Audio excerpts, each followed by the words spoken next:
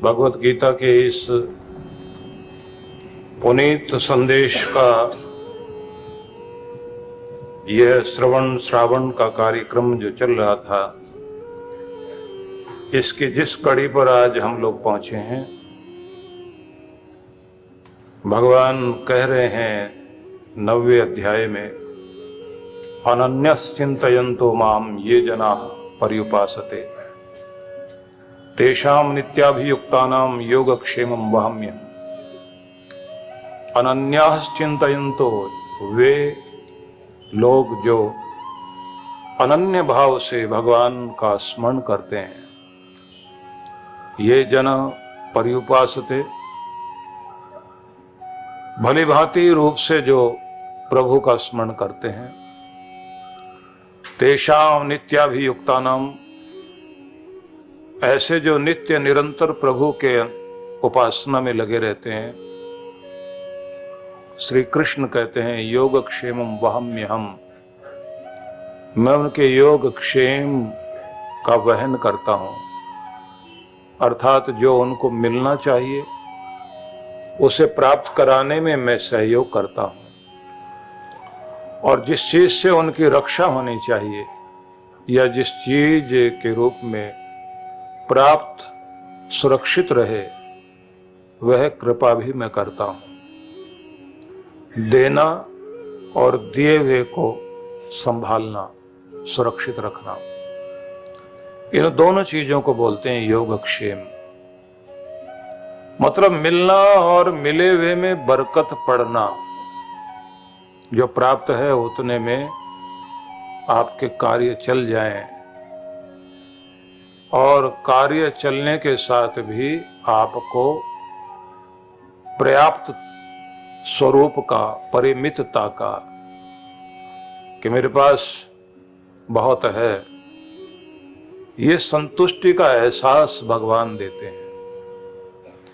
क्योंकि हम कितना भी प्राप्त कर लें तो भी किसी न किसी से पीछे रह जाएंगे, और जहां हमारे अंदर ये भावना आती है कि मैं उससे पीछे हूं, निश्चित रूप से अंदर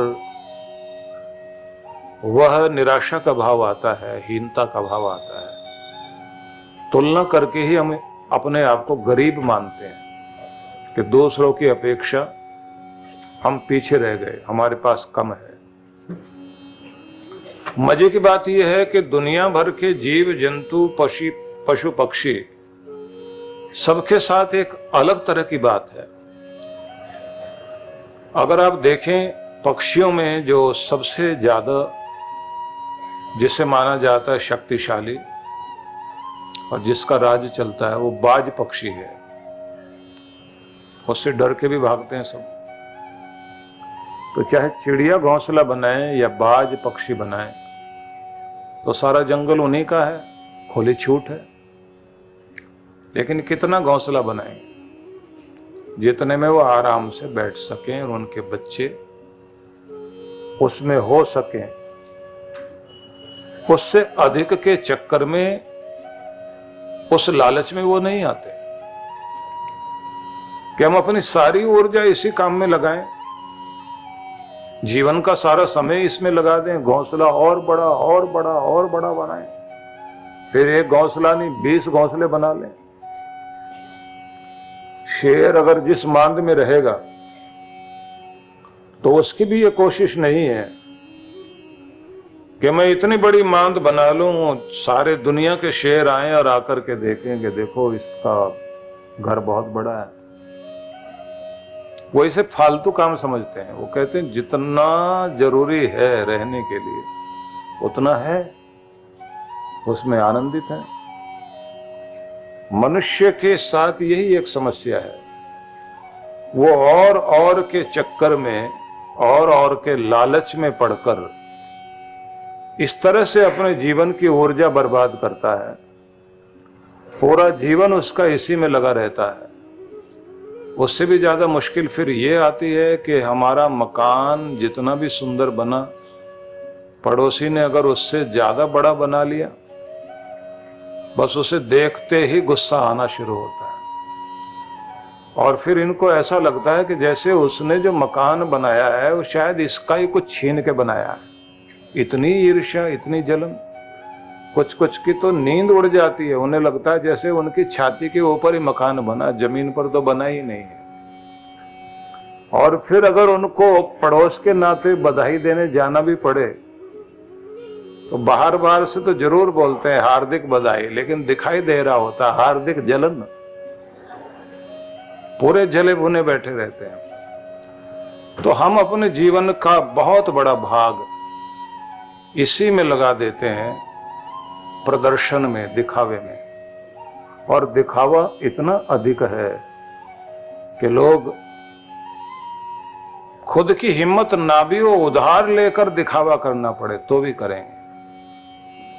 किराए के जेवर, पर्स, गाड़ियां लेकर के पार्टियों में दिखावा करने पहुंचते हैं लोग।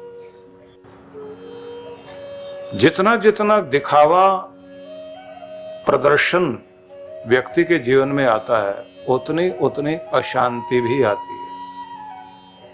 क्योंकि मन को शुद्ध करने का एक ही तरीका है, मनः सत्येन शुद्ध्यति। मन शुद्धता में आता है सत्य से, नकलीपन से नहीं। दिखावा नकलीपन है। जितने जितने आप नकलीपन से बचते चले जाएंगे, उतना उतना आपका मन शांत होता जाएगा। तो इसलिए आज के इस युग में आप देखेंगे तो लोगों के पास दिखावे के कारण इतनी अशांति है, इतना तनाव है, बहुत ज्यादा स्ट्रेस में जी रहा है इंसान। ना अच्छी नींद, न प्रसन्नता, न चैन, न खुशहाली। हम बुझे बुझे लोग हैं। जितना मेकअप करने की बात अब शुरू हुई है, किसी युग में इतनी नहीं थी। क्योंकि जो हम नहीं हैं वो हम दिखाना चाहते हैं। जो चेहरे पर लाली होनी चाहिए स्वास्थ्य के दृष्टि से, वो न होकर हमें ऊपर से लगानी पड़ जाए, तो इसका मतलब ये है कि हम अपने स्वास्थ्य से दूर हो गए और बुझे बुझे जीवन को जी रहे हैं। अपना चेहरा तरोताजा दिखाने के लिए हमें नकली चीजें इस्तेमाल करनी पड़े। ठीक है, श्रृंगार करने का अधिकार है सबको, करना चाहिए, अच्छे बनकर रहिए आप। लेकिन प्रदर्शन वाली जो चीजें हैं वो हमारी खुशियों को ले जा रही हैं। इसलिए हमारी संस्कृति ही अलग है। हम लोग प्रदर्शन से आत्मदर्शन की ओर यात्रा करते हैं। हमारी यात्रा व्यथा की नहीं, व्यवस्था की यात्रा है। जिंदगी में जितनी व्यथा है तो उस स्थिति में क्या करना चाहिए? अपनी व्यथा को, पीड़ा को हरने के लिए व्यवस्था पर ध्यान दो। अपना सिस्टम ठीक करो। अपने घर का सिस्टम ठीक करेंगे तो आपकी व्यथा जाएगी। और दशा खराब है तो दिशा ठीक करो। आपकी दिशा सही है तो आपकी दशा भी ठीक हो जाएगी। और अगर आपकी दिशा ही गड़बड़ है, गलत डायरेक्शन में जा रहे हैं, तो फिर तो दशा खराब होगी होगी। ये भी याद रखना चाहिए कि हम कोलाहल की दुनिया में जी रहे हैं। हमें अपने अंतर में मौन को जिंदा करना है, क्योंकि मौन में ही सुख के, खुशी के फूल खिलते हैं। जितना जितना मन शांत होगा, आपकी जिंदगी में प्रसन्नता जागेगी। इसलिए सुख की तरफ हम अगर दौड़ रहे हैं तो उससे पहले ध्यान रखना चाहिए शांति की स्थापना करें, घर में भी, मन में भी। बोलने में अगर अशांति पैदा कर दी आपने तो महाभारत घट सकता है। अपने घर में महाभारत को बचाना चाहते हैं तो बोलने में शिष्टाचार, तमीज इस्तेमाल करें। मैनर्स होने चाहिए। कुछ भी बोल दें, किसी का भी जी दुखा दें, किसी का दिल दुखा दें, तो बचना होगा। जैसे जैसे हम लोग अपने आप को नियंत्रित करते हैं, व्यवस्थित करते हैं, तो जीवन में आती शांति। और शांति जहां आएगी, खुशियां तो आएंगी। वे लोग जिनको जबान बुढ़ापा आ रहा है और जबान कंट्रोल में नहीं है, तो उनके बेटे बेटियां बुढ़े उनसे दूर होने लग जाते हैं और फिर वो अकेले का जीवन जीते हैं, पछताते हैं, रोते हैं। हम लोग कभी कभी देखते हैं ऐसे लोगों को। एक बुजुर्ग हमारे पास वृद्धाश्रम में रहते थे, तो उनसे सब लोग दुखी हो गए। तो उनको जब सबने कहा कि इनको तो यहां से भेज दीजिए, तो मैंने उनको अपने पास बुलाया। मैंने कहा आपसे सब लोग दुखी हैं। बोले घर में था तो वहां भी सब दुखी थे, यहां भी दुखी हो गए। तो ये लोगों में परेशानी बहुत है, लोग सुधरते ही नहीं है। मैं तो साफ साफ बोलता हूं। तो मैंने कहा इतना साफ आप बोलते हैं कि लोग आपको ही साफ करने को तैयार हो गए। अब सब लोग ये कहते हैं इनको बाहर निकालो यहां से। तो फिर वो रोने लग गए। उन्होंने कहा कि आपको पता नहीं, मेरा स्वभाव शुरू से खराब था। मैं 6 बहनों का एक ही भाई था और घर में जिद्दी हो गया, बिगड़ैल, और सबको रुलाता था। और माँ जो पक्ष लेती थी वो कहती थी 6 भाइयों बहनों के बाद एक ही तो भाई हुआ, तुम इसको भी जिंदा नहीं रहने दोगे। कि ऐसे बोल बोल करके मेरी गलतियों को वो ढकती थी, और उसके कारण कि माँ गलतियां ढकती रही और मैं बिगड़ता चला गया। कि अगर एक थप्पड़ ठीक टाइम पर लग जाता मुझे, मैं सीधा रहता। लेकिन जब भी पिता डांटने को हो, माँ आके सामने खड़ी हो जाए, मेरा बच्चा है, कलेजे से लगा के रखोगे, तुम सबको परेशानी होती है। बिगड़ते बिगड़ते ऐसा हो गया कि उसके बाद मैंने माँ को दुखी किया, पिता को दुखी किया, शादी हो गई तो पत्नी को दुखी किया, फिर बच्चे हो गए, बच्चे परेशान। क्योंकि सारी दुनिया कुछ भी कर ले, मैं अपनी जिद मान के और अपनी बात मना के छोड़ता था। और हालत ये हो गई कि मेरे बच्चे सच में श्रवण कुमार थे। उन्होंने बहुत ध्यान रखा, बहू बहुत अच्छी थी, सबने बहुत ध्यान रखा। लेकिन मेरी आदत जैसी थी, उसके कारण जब उनका जीना दूभर हो गया, तब उन्होंने कहा कि वृद्धाश्रम में भेज दें इनको। तो उन्होंने यहाँ छोड़ दिया। अब यहाँ वाले दुखी हो गए, अब मैं क्या करूं। तो मैंने कहा आप सुधरते क्यों नहीं। बोले अब तो चिता में ही जाके सुधरेंगे, अब कुछ नहीं होने वाला हमारा। कि मैं कंट्रोल बहुत करता हूं, मेरे मुंह से ऐसी ऐसी चीजें निकल जाती हैं। तो मैंने कहा आपके घर में तो आपके बच्चे फिर भी बर्दाश्त कर सकते थे, यहां कोई बर्दाश्त करने वाला नहीं। तो उन्होंने कहा कि इतने दिन उन्होंने निभाया, आप निभा लीजिए। तो हमने उनका कमरा अलग करा दिया, इतना दूर करा दिया कि कोई उनको ना देखे और वो उनको ना देख सके। आप सोचिए कि जिसके लिए सब लोग ऐसे कहने लग जाएं, तो हमने अपना बुढ़ापा कितना खराब कर दिया। और जैसे जैसे लोगों की एज बढ़ने लग जाती है, पूरे शरीर में ताकत नहीं रहती, लेकिन जबान में बहुत ताकत आ जाती है। और किसी किसी की तो हालत ये होती है, यही देखना, कई बच्चे बोले होते हैं कि हमें यही नहीं पता माँ का बटन कहाँ है, वो जिससे स्विच ऑफ होता है। एक बार शुरू हो जाए तो फिर बंद ही नहीं होती। एक महिला तो, बहू तो अपनी दूसरी सहेली को बोल रही थी, कहाँ जा रहे हो। बोले मैं लाइटर माचिस वाचिस लेने जा रही हूँ। किस लिए। चूल्हा जलाना। बोले मेरी सास को लेके जाओ, जहां आग ना लगे वहां लगा दे। ऐसा चूल्हा जलाएगी बुझेगा ही नहीं कभी। बोले हमारे घर में कभी शांति होती। तो अब कौन समझाएगा आपको। हमें खुद को नया खुद करना है। चिंतन करते हुए अपनी डायरी में अपनी गलतियां भी लिखिए, अपनी खासियत लिखिए। जिसको कंट्रोल करना है उसे हटाइए अभ्यास के द्वारा, और जिस चीज को जिंदगी में लाना चाहते हैं उसकी प्रैक्टिस करें।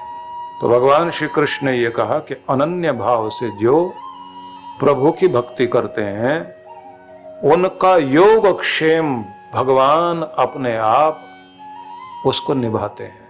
उन्हें जो मिलना चाहिए, उनके घर में बरकत पड़नी चाहिए, उनका जो मान सम्मान रहना चाहिए, भगवान रक्षा करने पहुंच जाते हैं। एक उदाहरण मैं दे रहा था, वो उदाहरण दर्शाता है कि महाभारत की दोनों ओर की सेनाएं सजी हुई हैं और इधर से रणभेरी बजने लगी है, शंख बजने लगे हैं कौरवों की तरफ से, और लड़ने वालों में जो लोग खड़े हुए हैं कौरव पांडव आपस के रिश्तेदार। तो जिस दादाजी की गोद में खेले थे युधिष्ठिर भी, भीम, अर्जुन, नकुल, सहदेव, उनके सामने लड़ाई का पहला बिगुल जिसने बजाया वो भीष्म थे। और फिर उनका बिगुल बजा, मतलब उनका शंख बजा, तो उनके पीछे पीछे शंख बजाने के लिए द्रोणाचार्य आ गए, कृपाचार्य, सभी जितने भी बड़े लोग हैं सब ने शंख बजाने शुरू किए, बिगुल बजा दिया, रणभेरी बज गई, चैलेंज कर दिया कि लड़ाई शुरू हो रही, हिम्मत है तो आ जाओ। लेकिन इन्होंने पांडवों में से ना युधिष्ठिर, ना भीम, ना अर्जुन, नकुल, सहदेव, इन्होंने किसी ने शंख नहीं बजाया। इनकी तरफ से जवाब देने के लिए श्याम सुंदर कृष्ण भगवान अपने हाथ में शंख लेकर पहले उन्होंने घोषणा की, उन्होंने कहा कि जवाब देने के लिए तैयार हैं इधर वाले भी। अब आप सोचते हैं कि उन्होंने क्यों बजाया, वो तो निष्पक्ष थे, इसलिए क्योंकि कृष्ण के ऊपर सब कुछ छोड़कर बैठ गए थे पांडव, तो उनकी तरफ से लड़ने वाला भी और निर्देशन देने वाला भी उनका भगवान सामने आके खड़ा हो गया कि जवाब हम देंगे। और कृष्ण भगवान ने जैसे ही शंख बजाया तो उसी के साथ युधिष्ठिर भी, भीम, अर्जुन, नकुल, सहदेव, सबके शंख बजने शुरू हो गए। और उस शंख बजने का मतलब था कि अन्याय का विरोध करने के लिए, चुनौती का जवाब देने के लिए पांडव लोग भी सामने आ गए। तो सीधा मतलब ये है, भगवान पर छोड़ोगे ना, तो जब भगवान के हो गए तो आपकी तरफ भगवान आपका हाथ पकड़कर सामने आ जाएंगे कि मैं हूं तुम्हारे साथ। तो कृष्ण ये कह रहे हैं, योग क्षेम का वहन करने के लिए मैं स्वयं उपस्थित होता हूं। और आगे कहा, मच्चित्ता मदगत प्राणा बोधयन्ते परस्परम, मच्चित्ता मदगत प्राणा बोधयन्तः परस्परम कथयन्तश्च माम नित्य तुष्यन्ति च रमन्ति च। मुझ में ही चित्त लगाने वाले, जिन्होंने अपने प्राणों को मुझ में अर्पण कर दिया, ऐसे जो भक्त जिनके प्राणों में परमात्मा का नाम बसता है, जिनके चित्त में प्रभु की याद बसती है, और ऐसे लोग जब एक दूसरे से बात भी करते हैं तो प्रभु चर्चा ही करते हैं, उनकी चर्चा में भी भगवान शामिल है। और कथयन्तश्च माम नित्यम, नित्य प्रति कथन, चर्चा, उनकी भगवान की चर्चा, भगवत चर्चा, तुष्यन्ति च रमन्ति च, और ऐसा करके आनंदित होते हैं, उसी में संतुष्ट होते हैं। उन्हें आनंद मिलता है इस बात का कि प्रभु चर्चा करते हैं, भगवत चर्चा करते हैं। जिनके हृदय में परमात्मा बस गए, मतलब जिनका ध्यान भगवान में लग गया, ऐसे जो सज्जन लोग हैं, 10वें अध्याय में 9वां मंत्र यही है। और 10वें अध्याय का 10वां श्लोक भी पढ़ें तो वहां क्या लिखा, तेषाम सतत युक्तानाम भजताम प्रीतिपूर्वकम ददामि बुद्धि योगम तम एन माम उपयांति ते। उन नित्य निरंतर मुझ में लगे हुए और प्रेम पूर्वक जो मेरा भजन करने वाले लोग हैं, ऐसे लोगों को मैं वह बुद्धि योग देता हूं जिसके द्वारा वो मुझे प्राप्त कर सकें। परमात्मा मिल जाए उनको, ऐसी सुबुद्धि उनको प्राप्त हो जाती है। तो मुझ में ध्यान लगाने वाले, मेरे को ही अपने प्राण अर्पण करने वाले, नित्य मेरी ही आपस में चर्चा करने वाले, मुझे ही जो अपना सब कुछ जानते हैं और मेरा ही कथन करके जो संतुष्ट होते हैं, मुझ में ही जो नित्य निरंतर रमण करते रहते हैं, जिनमें मैं मूर्तिमान हो जाता हूं, जिनमें मैं उपस्थित हो जाता हूं, जिनके अंदर परमात्मा वाणी में महसूस हो, कर्म में महसूस हो, व्यवहार में भगवत्ता दिखाई दे, ऐसे जो लोग हो जाते हैं, भगवान श्री कृष्ण ये कहते हैं उनको मैं बुद्धि योग देता हूं। अर्थात जो परम तत्व को अनुभव कराने वाली बुद्धि है, वह बुद्धि मैं देता हूं, जिसे बोलते हैं ऋतंबरा बुद्धि। ऐसी बुद्धि देता हूं जिससे अज्ञान का पर्दा विदीर्ण हो जाए।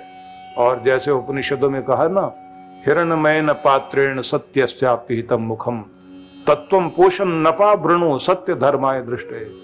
पूरा संसार जिसमें चमकीले पर्दे के नीचे सत्य छिपा हुआ है, उसको प्रार्थना की गई कि भगवान मुझे शक्ति दो, वो चमक हटाकर मैं सच्चाई को जान सकूं। जो भ्रमित करने वाली चीजें हैं उन्हें हटा करके मैं यथार्थ को जान सकूं, भगवान ऐसी बुद्धि प्रदान कर। तो निश्चित ही उनको वो बुद्धि मिल जाती है जो भगवान के भजन करने वाले लोग हैं, कि उनको संसार का सार तत्व समझ आता है, वास्तविकता समझ आती है। क्योंकि इस चमक दमक की और मायावी संसार की स्थितियां ऐसी हैं कि यहाँ पर आपको वास्तविकता को तो पता ही नहीं लगता, असलियत है क्या। रिश्तों की असलियत नहीं समझ में आती। संसार कुछ इतना विचित्र है, जब तक आपको किसी से मतलब या किसी को आपसे मतलब, तब तक वो प्रणम्य भी है, प्रणाम करने योग्य है, वंदनीय है, श्लाघनीय है, प्रशंसनीय है, उसकी बड़ी तारीफ होगी। जैसे ही काम का नहीं रहता तो लोग कहते हैं ना कि लोग बुरे नहीं होते भाई, जब वो मतलब के नहीं होते तब वो बुरे लगने लग जाते हैं। जब तक वो मतलब के हैं तब तक बहुत अच्छे लगते हैं, सब अच्छे लगते हैं। तो इसलिए लोग कहते हैं दुनिया मतलब की, संसार मतलब का।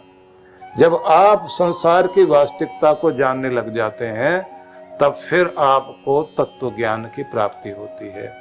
और वह तत्व ज्ञान जब व्यक्ति को मिलता है, तब कहते हैं कि व्यक्ति को परमात्मा का नाम जिह्वा पर ऐसा बस जाता है कि फिर उसे लगता है कि पूरी दुनिया में मूल्यवान अगर कुछ है तो केवल भगवान का नाम ही कीमती है, और कुछ भी नहीं।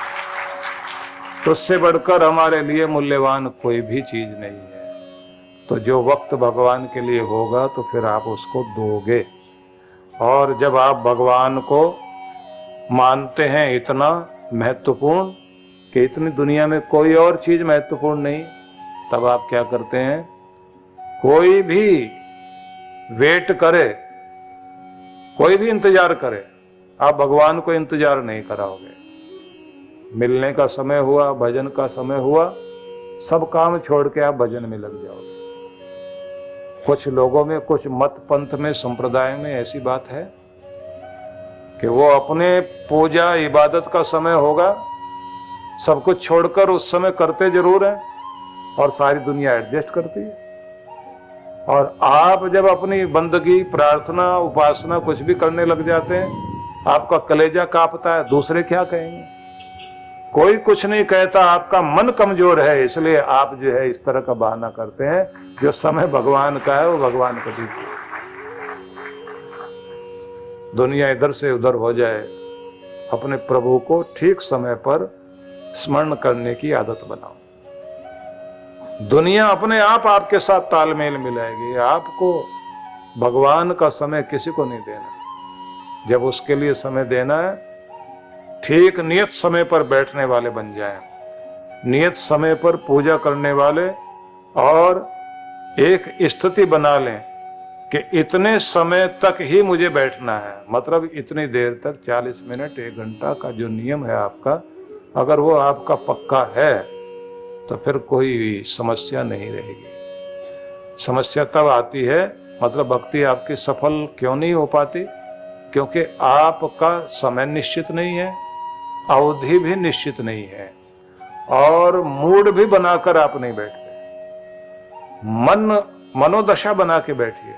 मनोदशा बनाने का मतलब होता है कि प्रभु की महिमा का गुणगान करते हुए, मन को तल्लीन करते हुए, इतने भाव विभोर होकर भक्ति के लिए जाइए कि आपको लगना चाहिए कि जैसे किसी राजा महाराजा से, राष्ट्रपति से, प्रधानमंत्री से मिलने के लिए आपको जाना होता है तो आप कितने ज्यादा उत्सुक रहते हैं, आपको नींद भी पूरी नहीं आती, आप सोचते हैं जल्दी तैयार हो जाएं, पहले ही जाके बैठ जाते हैं, उनको वेट नहीं करानी क्योंकि कोई हमारी वेट नहीं करेगा।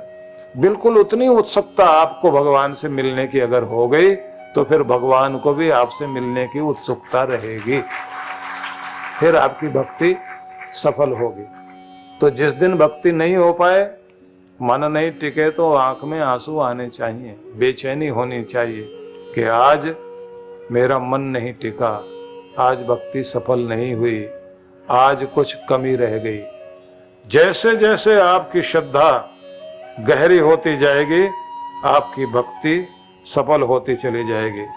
और ये भी एक बात ध्यान रख लीजिए कि जैसे जैसे आप आपस में बैठते भी हैं, चर्चा भी करते हैं, तो वो वाली चर्चा आप न करें कभी जो आपको नीचे गिराए, गलत तरफ लेकर जाए। जिनके संग बैठने से आपको नरक की तरफ जाने का मौका मिले तो ऐसे दोस्त किसी काम के नहीं।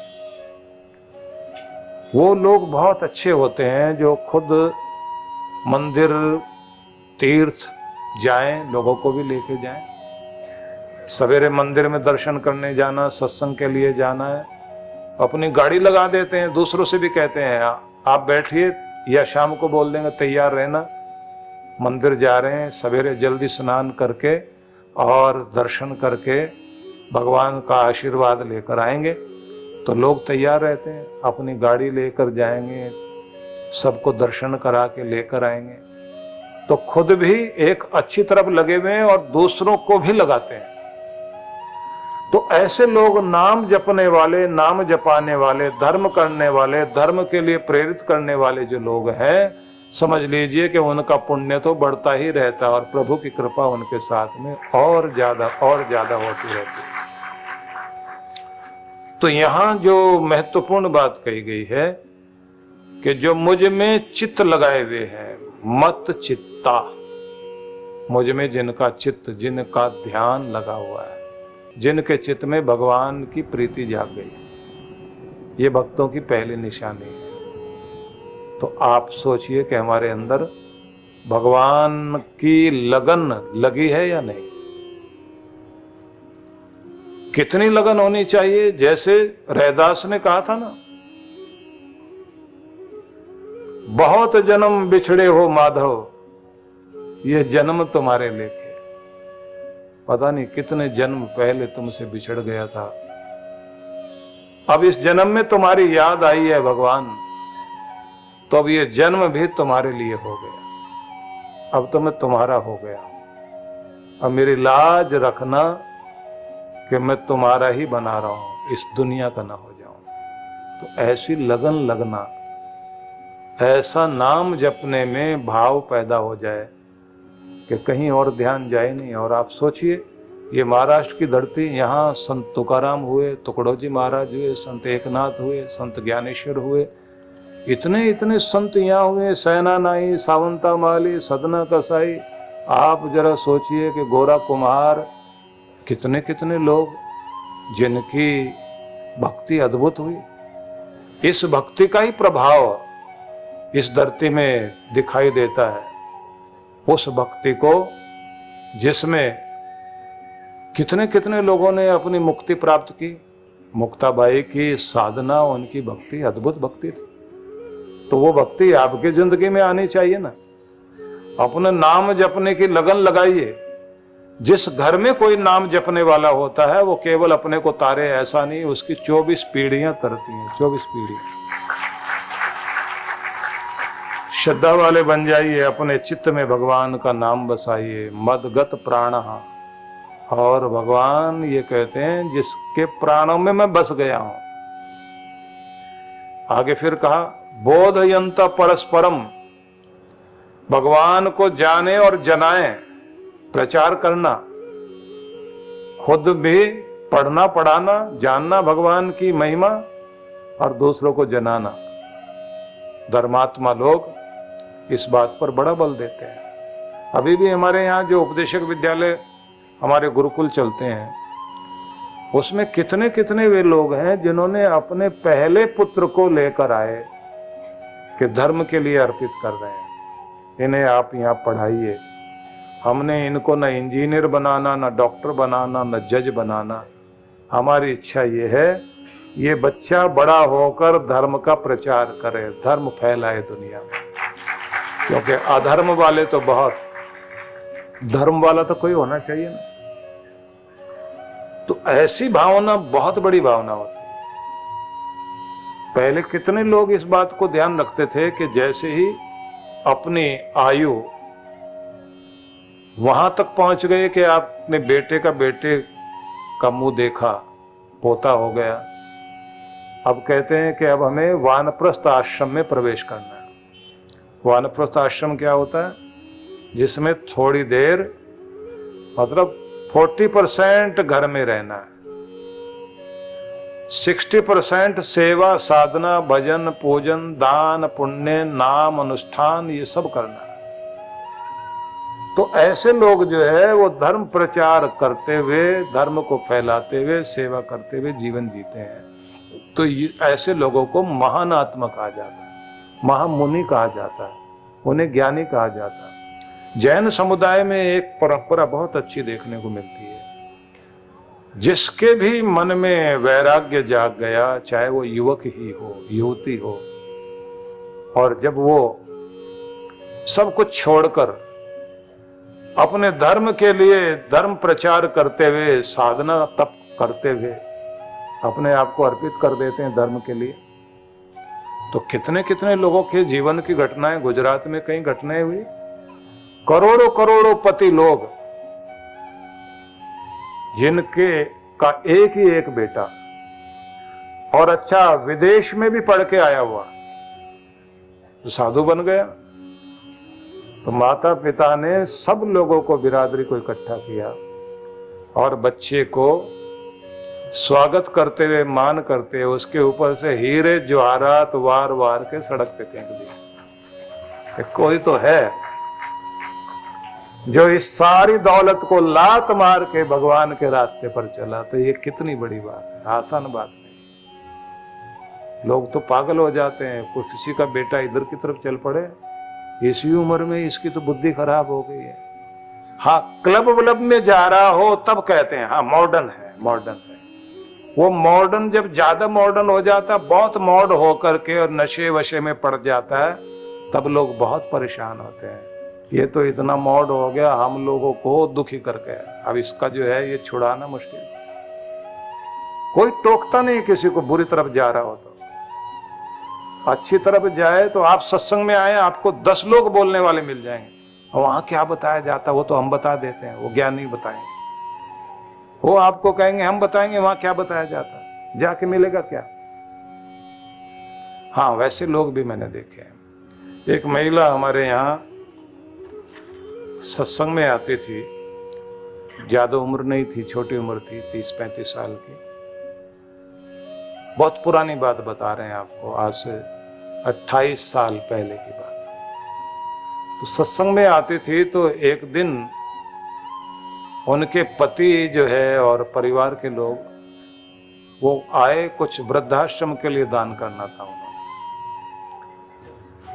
उनके काफी सारे पेट्रोल पंप और काफी अच्छा कारोबार था, और सारे युवा।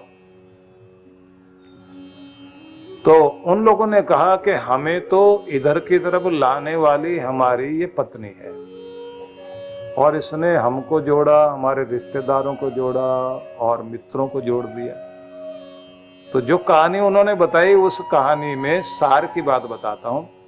बोले सत्संग में ये जाती थी और हम लोग डांटते रहते थे। एक दिन इसने ये कहा कि देखिए, विवाह की वर्षगांठ आ रही है और आप हर साल मेरे लिए जेवर बना के देते हो, इस बार जेवर नहीं बनाना, तो इस बार जो है आप मेरी बात मान लेना। तो क्या बात? बोले एक दिन के लिए सत्संग में चलो। मुझे लालच आया, मुझे लगा कि ये 5-10 लाख रुपए का तो हर साल जो है फटका लगा देती है, इसको जेवर बना के देने पड़ते हैं तो पैसे बचते हैं। जाएंगे वहां, चुपचाप बैठे रहेंगे थोड़ी देर। और वो सत्संग में आ गए।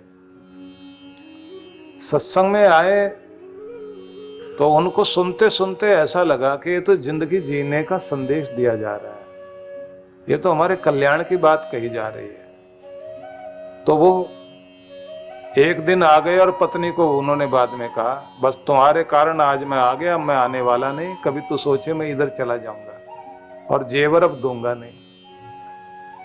तो वो भी मजाक मजाक में पति पत्नी की चलती रही। तो फिर वो आए उसको लेने के लिए, पत्नी रोज आती थी। तो पत्नी वहां से अपने आप को साधन करके आती थी।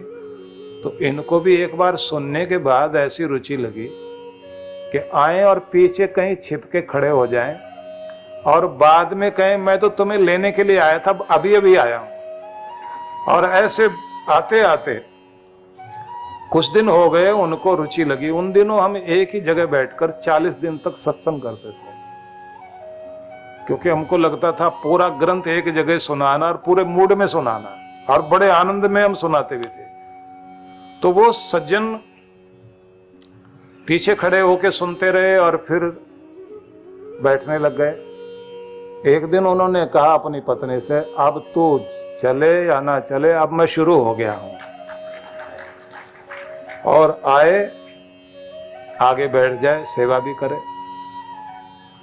उन लोगों ने 30-35 लोग जोड़ लिए। और उसके बाद एक अच्छी बात हुई। उनके एक मित्र,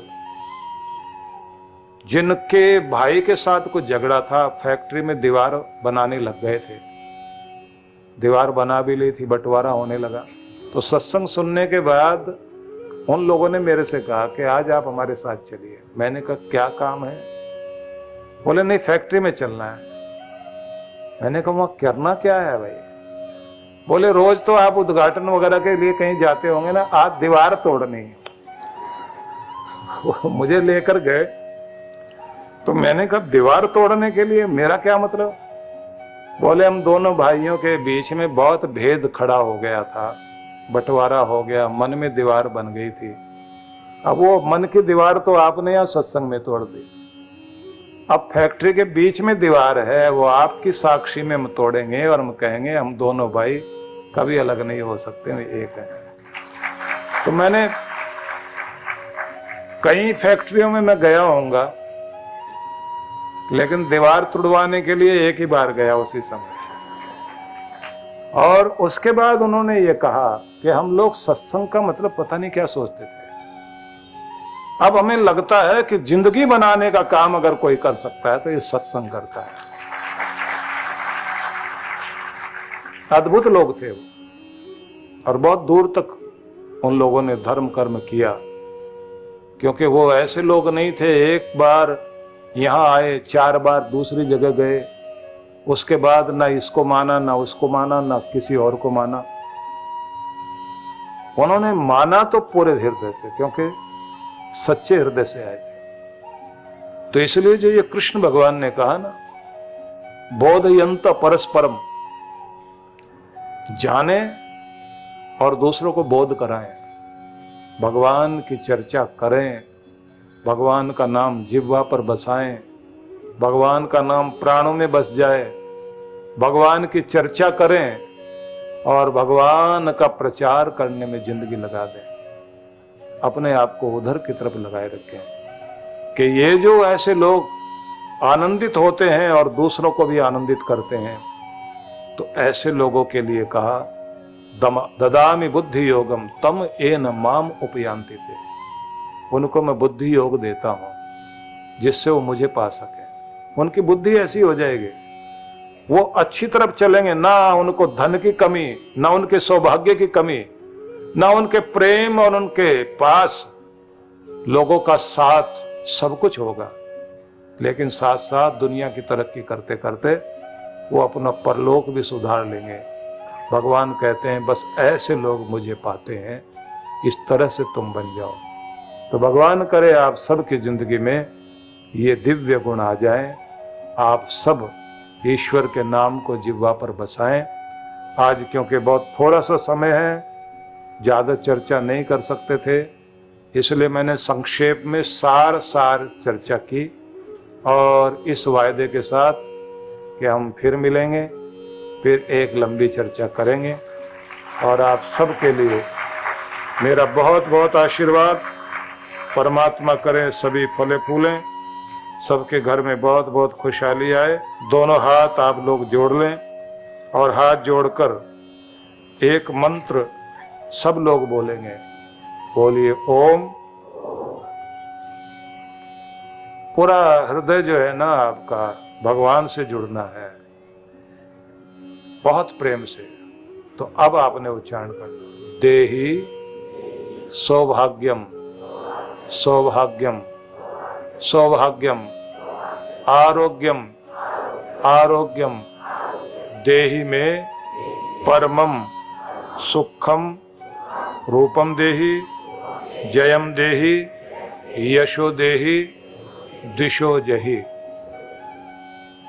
भगवान सबको सौभाग्य दे, आरोग्य दे, परम सुख प्रदान करे, यशस्वी जीवन दे, सब तरह की सफलताएं, घर परिवार में प्रेम, और प्रभु अपनी भक्ति का दान दे, और सबका सुदर्शन व्यक्तित्व हो, गुरुजनों के प्रति निष्ठा हो, और सब अपना कल्याण कर सकें। ऐसी मंगल कामना आप सबके लिए करता हूं।